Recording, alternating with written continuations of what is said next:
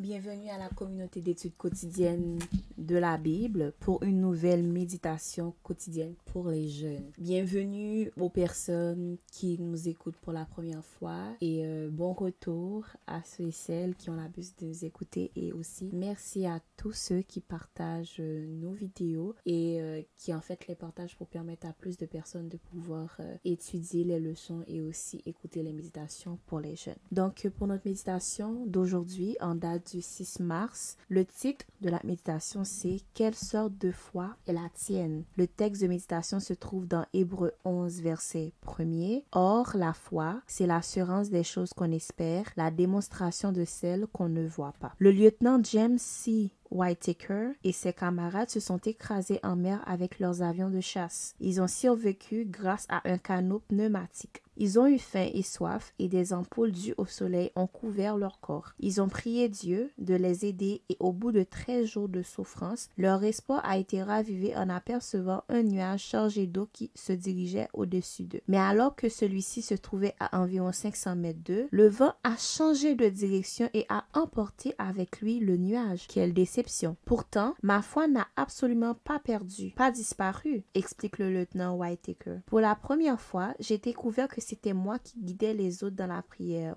J'ai alors prié avec foi. Dieu, tu sais ce que l'eau représente pour nous. Le vent l'emporte dans une autre direction. Mais je sais que tu as le pouvoir de ramener cette pluie ici. Pour toi, ce n'est rien, mais pour nous, c'est la vie.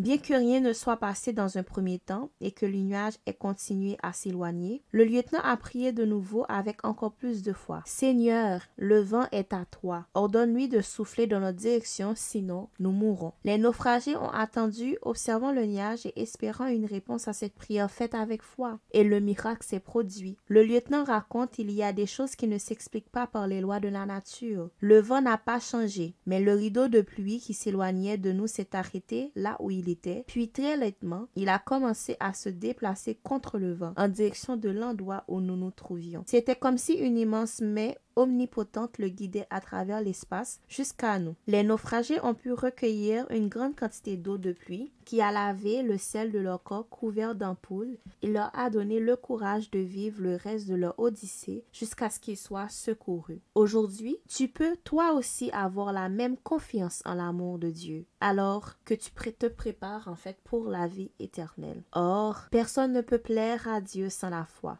En effet, celui qui s'approche de Dieu doit croire que Dieu existe et qu'il récompense ceux qui le cherchent. Hébreux 11, verset 6. Donc, c'était la méditation quotidienne des jeunes en date du 6 mars qui avait pour titre « Quelle sorte de foi est la tienne ?» Le texte de méditation se trouvait dans Hébreux 11, le verset 1er. Or, la foi, c'est l'assurance des choses qu'on espère, la démonstration de celles qu'on ne voit pas. Merci d'avoir écouté la méditation quotidienne et d'avoir participé avec nous à la communauté d'études quotidiennes de la Bible. Nous vous donnons rendez-vous une prochaine fois pour une nouvelle méditation. Que Dieu continue de vous bénir. Au revoir.